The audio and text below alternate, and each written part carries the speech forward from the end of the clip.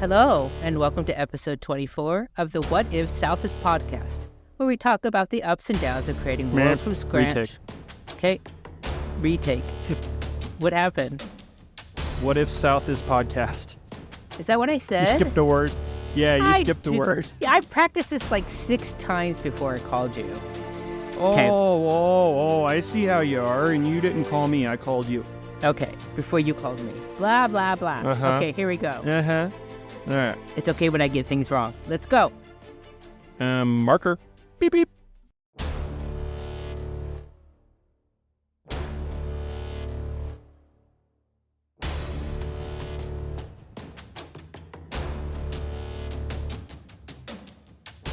Hello, and welcome to episode 24 of the What If South is Up podcast, where we talk about the ups and downs of creating worlds from scratch and all the misadventures we experience along the way. In a nutshell, how to wing it like an author.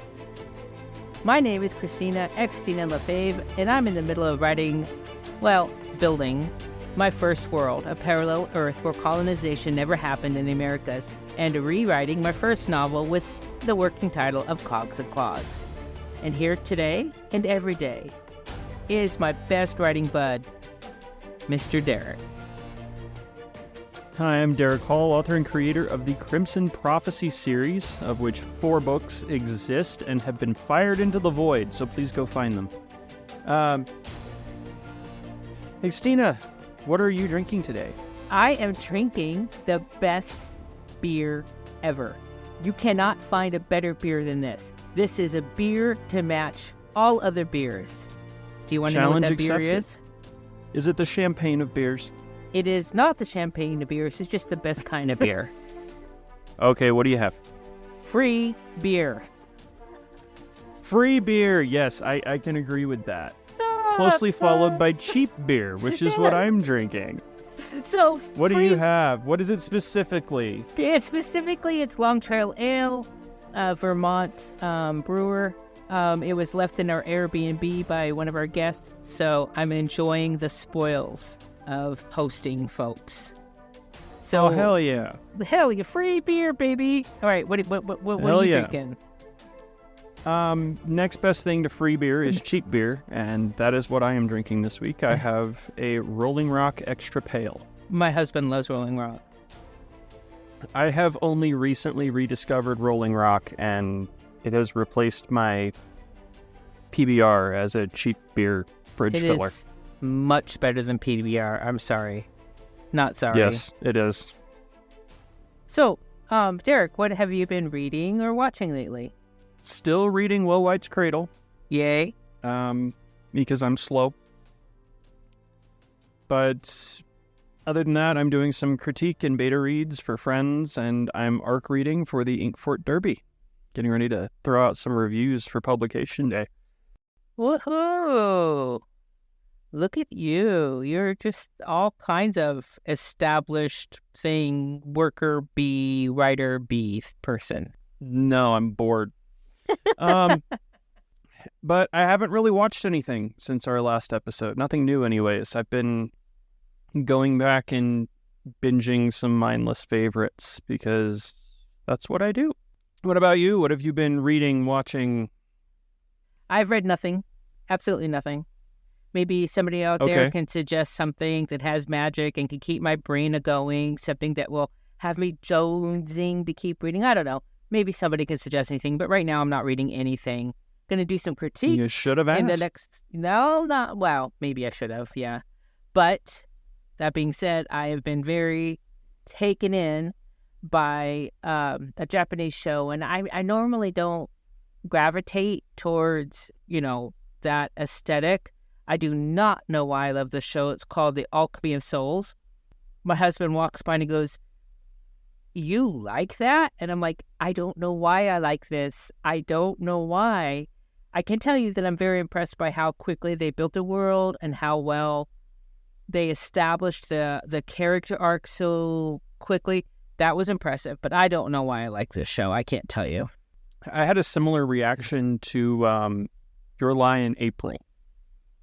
It's an anime, and I like anime, but this is not my usual anime. Normally I'm like, give me the action and muscles and crazy world-breaking powers and, like, give me the crazy stuff. But Your Lie in April is a psychological drama. Huh. And I cry every time I watch it. Really? It is one season. It's like 12 episodes, and it's absolutely beautiful. Huh. So, yes, I understand liking things occasionally that you wouldn't normally like. And not understanding why you like it. Exactly. I relate to Your Lie in April, so I understand why I like it, because I relate to it very much. Oh, okay. Very closely. But regardless of that, it is an absolutely beautiful story. And if you haven't seen it, it might be worth the watch. Okay. Even if it is an anime. Okay. Got it. All right. What world-building problems have you encountered and or solved? Solved nothing. But Right. I've been looking into doing research on what exactly does a superhero origin story look like? What's it include? What are the must-haves? What are the things that we expect when we're talking about a superhero origin? And so how does it look in a world where no other superheroes, and I'm using air quotes here, has ever been there before? There's no such thing as one. And how do you introduce it into this world? It kind of makes me think back to when I used to watch Superman the very first time. It was black and white, Superman TV show. Never had seen anything like it before. There was no such thing as superhero in my lexicon at the time, right? I had no notion of what it was or what it had to be. So how do I create that level of newness in my world? And so that's what I've been working on, and I do not have that solved. Yeah, that's a tricky question, honestly, because it's been done so many times and in so many different ways that there honestly isn't a formula at this point. Like, if you look at origin stories from, say, Batman, particularly the villains, if they didn't fall in a vat of some chemical, they're messed up in the head. If you look at Marvel, it's, I was bitten by a spider, I'm a god, I'm a billionaire. There's so many different ways to do it that trying to find what you have to do to make it work is really difficult. Well, so some of the things that I've thought about is, like, you have to have a costume, a superhero costume.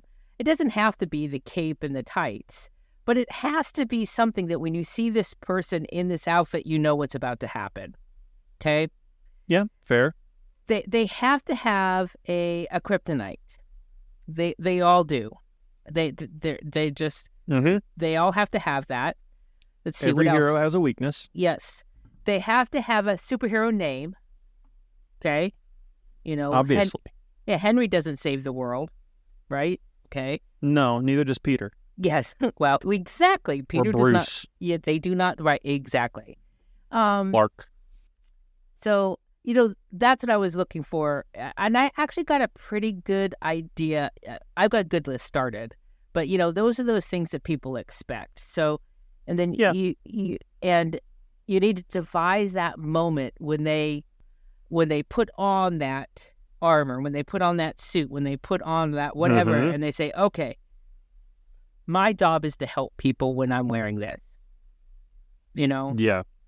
You got to create that moment. And a superhero doesn't necessarily have to be a hero either. You can have an anti-hero, which complicates it even more because you end up with Punisher, and okay, fine, he's a military vet with murderous tendencies, but he's doing all the wrong things for the right reasons, and that's why people love him. And that is where I'm playing against my antagonist. My protagonist and antagonist both think they're doing the right thing, which is any great hero story. That's what's important. Right. So then you just have to, those are the things I'm working out right now. And so as everyone knows who has listened to the podcast before, my story has Native American bent. So I want to end this story with the idea of a oh my gosh, where is this group of kids going? What's going to happen? So that by the end of the 3 that I'm going to write, it's a Justice League kind of thing. But I hate the word Justice League. But there's a group of kids. Avengers.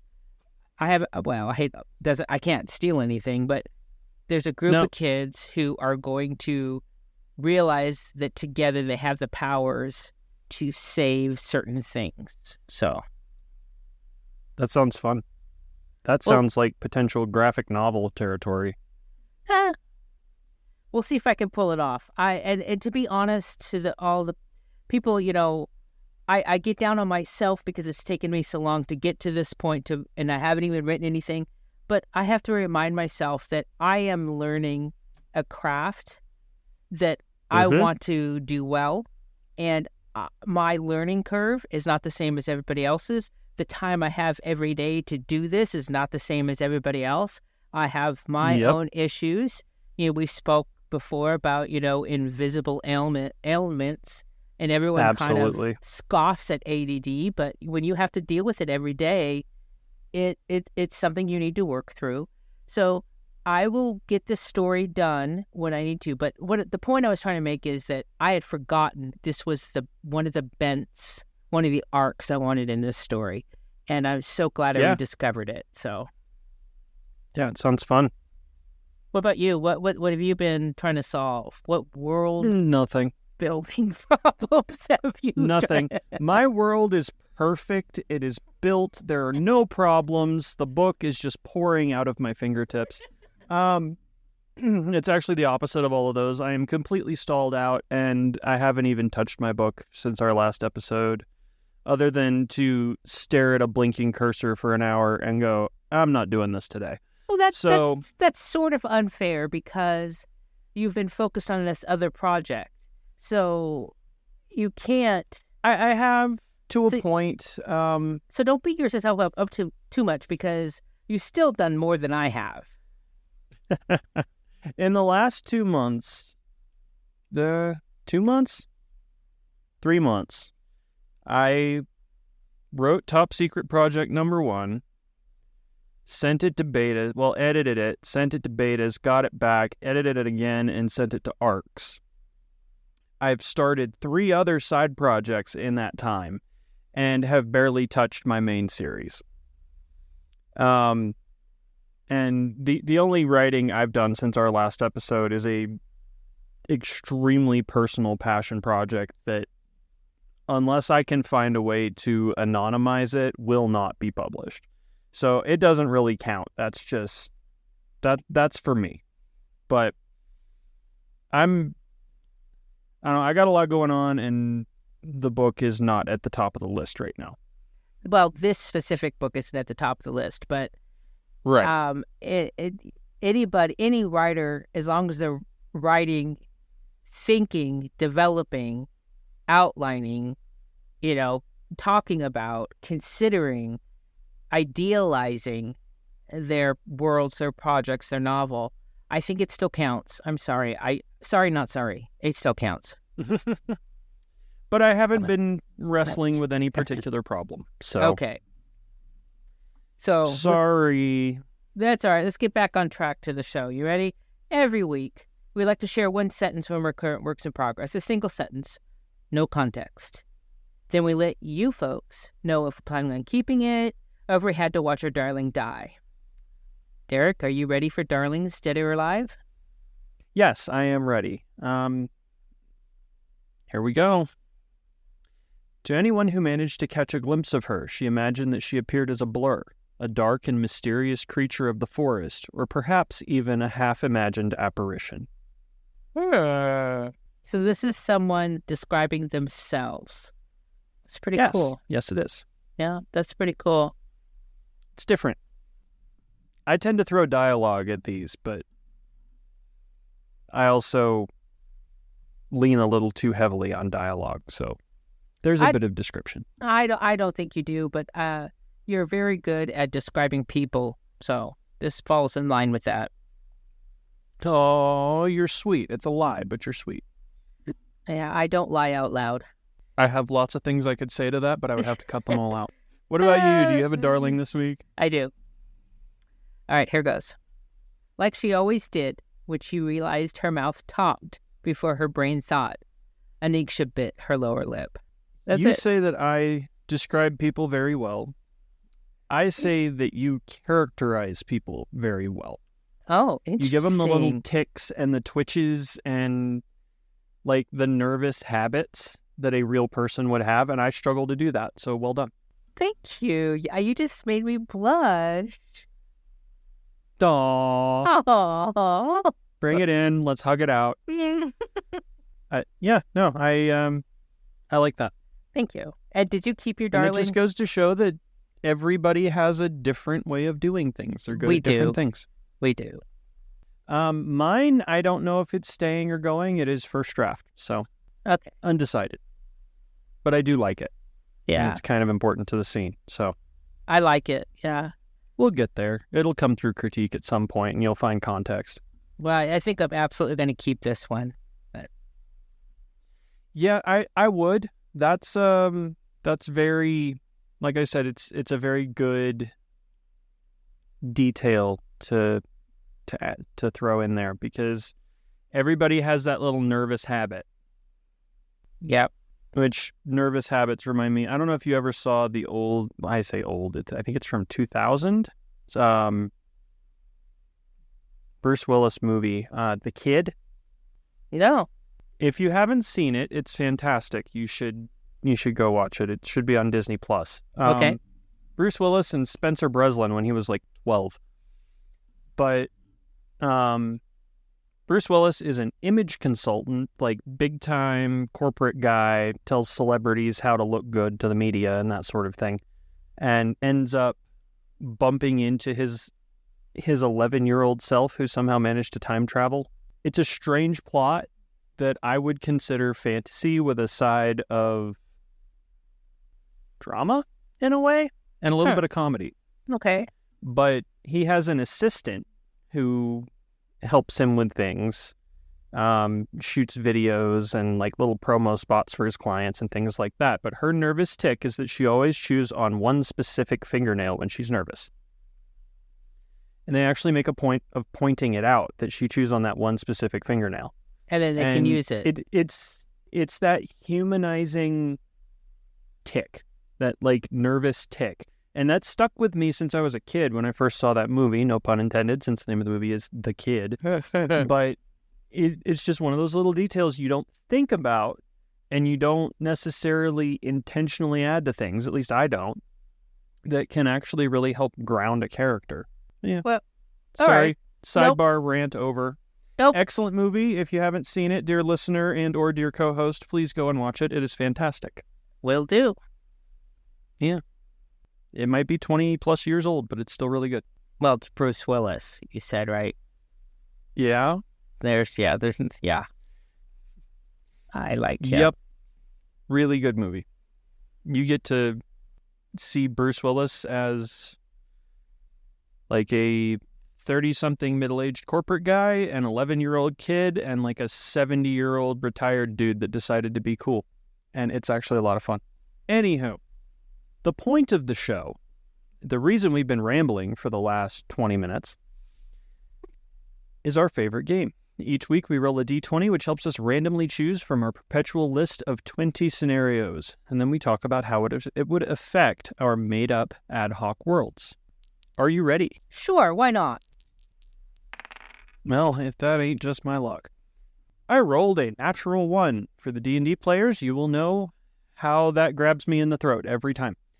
But in this case, it is not horrible. Our question is, what if there was mass transit in a medieval city? What would it look like? How would it function? How would it affect your world? Well, my mass transit in my world, which... Portals don't count. See, that's what it is. That's absolutely what it is, because they decided I knew you were going to say that as soon as I rolled that one. Yeah, I'm telling you, that's just what it is. It's the whole premise of some of my book. The whole premise of some things is that they don't need New York City where you have to live and work.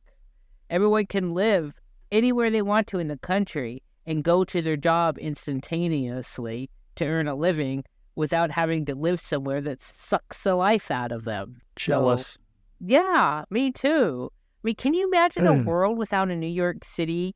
So the only thing that's in New York City is the stuff that for jobs, right? Nobody has to live there.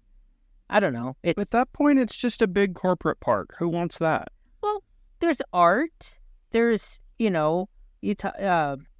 fashion, all that kind of stuff. Yeah, I mean, so you go someplace so you can work with other people. I can point you to a lot of business parks that have auto fabrication shops that do hot rods and fashion shops and YouTube studios and a bunch of different things, but it's still a boring business park.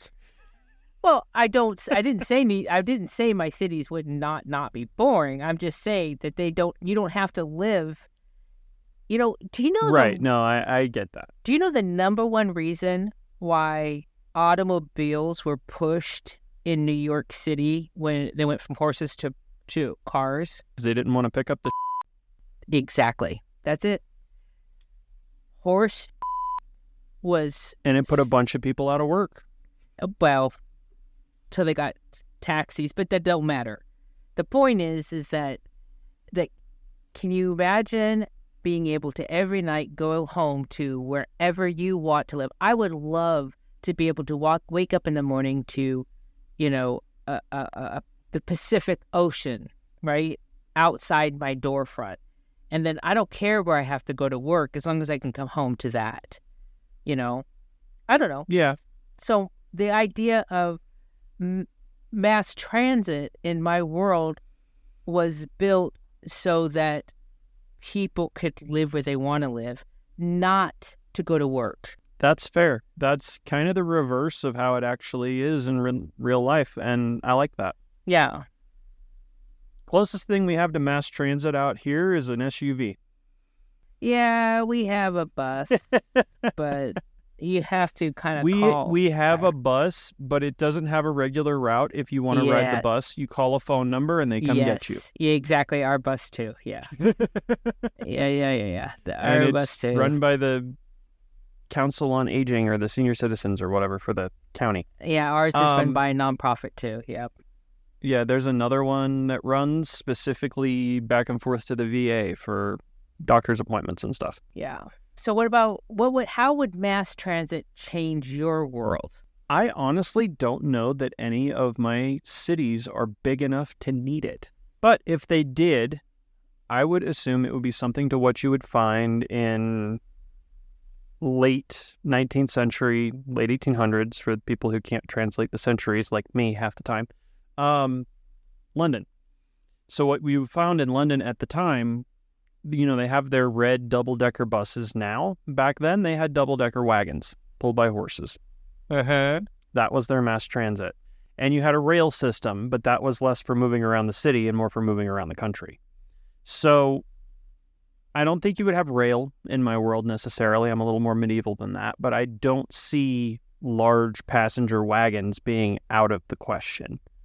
In some places. There's no real industry in your world. Why would they even need mass transit? Yeah, I mean, there is some, but there also isn't. It's very much localized in a way to where you're dealing with... You don't have people going to work in factories. You don't have people all going to the same place to work every day. They might go, a block down from their house to the blacksmith shop where they're an apprentice, or they might go to the tavern on the corner where they tend bar or wait tables, or that sort of thing. It's a very local, neighborhood-based system of labor and commerce. Beyond that, you have, say, your military, like your city guard, things like that. A lot of the time, if they can't walk from wherever they live, they're going to be in a barracks. Sleep where you work. That's what I was thinking, that in medieval times, the only reason why you would need, quote unquote, mass transit is to uphold the monarchy. So Yes.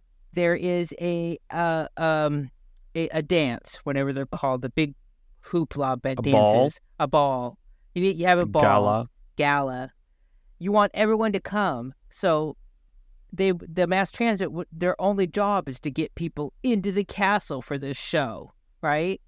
The only job of a mass transit is to get all the servants into the castle so they don't have to live there. See, and I don't even use that as an excuse. I've had a couple of large, fancy, servant-laden, supply-laden events, and it's been, lines of wagons delivering wine and servants and food and that sort of thing. So, I really haven't used any sort of mass transit. The closest thing I have is, hey, let's put 200 people on a ship. But that's not an urban mass transit system. There also aren't really suburbs. You're either in the city or you're not. And if you're not, you're either really poor or you have an estate, which means you have a carriage and you have servants and you can just call your carriage whenever you want and roll into the city. Okay, so that's my question. What if Enar decided people shouldn't be poor? All of the people that have rich and have titles need to employ people from all over. So I'm going to create a transit system, get the people from their huts to where they can earn some living. I mean, big wagons, right? That it would look like big wagons. And that's how it would work. I honestly think that what inspired this question in the first place, because I actually wrote this question initially, and it's taken us this long to get to it. But I think what inspired that initially was, and I'm pretty sure you still haven't seen it, but the Avatar: The Last Airbender cartoon series from Nickelodeon. Yeah, I haven't. I watched the first episode. That is unacceptable. There's 3 seasons. I'm going to explain this for anyone who doesn't know, like my co-host. There are 3 seasons. They are each instead of seasons, they break them into books. The first book is water, the second book is earth, and the third book is fire. And they're based around the traditional 4 elements: earth, water, air, and fire. In book 2, Earth, they end up visiting the capital of the Earth Kingdom, which is called Ba Sing Se, and it is the largest city in the world. It is absolutely massive. They have the equivalent of an elevated rail system in this city. But because it is in the Earth Kingdom, the entire thing is made of stone. Even the train cars, the tracks, everything. It's all made of stone because the Earth Kingdom is known for earth benders who can control stone. And their trains are propelled by earthbenders on the back of the train who use their earthbending and kick the train along like a freaking skateboard. It's a tiny detail that you barely notice because it's like a cutaway, setting establishment scene where they get on the train and the train leaves and the camera pans out and shows you the city and the train sliding away. But that stuck with me because it's a really unique way of working with the world and the setting that you have to do something that feels modern even though it's not. I like that. I mean, yeah. I love that moment of taking something from your world and giving it a usefulness that would not have otherwise been available without quote-unquote magic. Right. It's just, it's one of those things where you see it and you don't think anything of it until you see it for the 30th time and you go, that's brilliant. Why can't I be that smart? Yeah, honestly. That's smart. Yeah, I get that. Yeah, it's a tiny detail, but it adds so much to the setting and the world. Yeah. The gates in the walls of this city are controlled by soldiers who can earthbend, and they're just giant slabs of rock that they raise and lower with their earthbending magic. It's just little things that you don't necessarily think about that make a huge difference. Yeah. And I hope that I can be a quarter as brilliant with my book. Oh, Avatar is probably the best example that I can come up with of world building on a time budget in modern media. Yeah. Hands down. The best example. Because granted, each season is separate and unique. You're following core characters and that sort of thing. But as far as building the setting and the world for each season, they do it so well and so quickly that you don't even notice. You just accept it. They do it so well and so quickly that you think they were all riding the same bus into work every day. Yes. I was trying to circle back to mass transit. Sorry. Yeah, no, it makes sense. Like, it's a beautiful thing. And I recommend that everyone go watch all 3 seasons of Airbender because it's amazing. Blah, blah, blah. Okay, fine. I know you're talking to me. Whatever. And once you're hooked, come talk to me because there's a second series that has 4 seasons. Okay, so, wow, that was fun. Sure. If you're a world builder, newbie or not, and would like to be on our show, seriously, I'm not joking. We would love to have you, especially if you're a newbie. But anybody, if you just want to come on and talk with us and chat with us, you're welcome. Come on down. So yeah, whether your world is from gaming or writing or blogging, whatever, or YouTubing, don't matter to us. If you create a world, we'd love to hear from you and love to have you on the show. You can let us know by going to our website, whatifsouthisup.com, and leaving us a message, or you can reach us through our Facebook page. Also, we're always interested in more what-if questions to add to our list. Please send them to us. We're running out of ideas. And if the world has something interesting about it and you would like to pose it to us to see how it plays out in our worlds, we would love to hear from you. So, Xtina, how can folks find you on the great wide interwebs? My website is uniquelyxtina.com, but you can find me on any of the socials as Uniquely Xtina. Although our last episode, I said you could find me on the socials as uniquelyxtina.com. Well, that was wrong. Just Uniquely Xtina. And why are you coughing? My dog just farted. Oh, God. I wish I hadn't asked. I'm sorry, audience. This was not intended bathroom humor. I apologize. Editing for the win. No, my German Shepherd mix has the intestinal fortitude of a dumpster. With a stench to match. So imagine the dumpster behind your local butcher shop on a day in July when it's 110 degrees, and you get the idea of what I'm dealing with right now. It's not good. Where can we find you, Mr. Hall, on the interweb? Asphyxiating at my desk. My website is derrickallauthor.com, but you can also find me as dhallauthor on Facebook, Clock App, Threads, and just about anywhere else. Well, that was wonderful. You did a good job. That was stinky. Thank you, everyone. Smells like poo-poo. Thank you for putting up with us. Thank you for listening. We love you.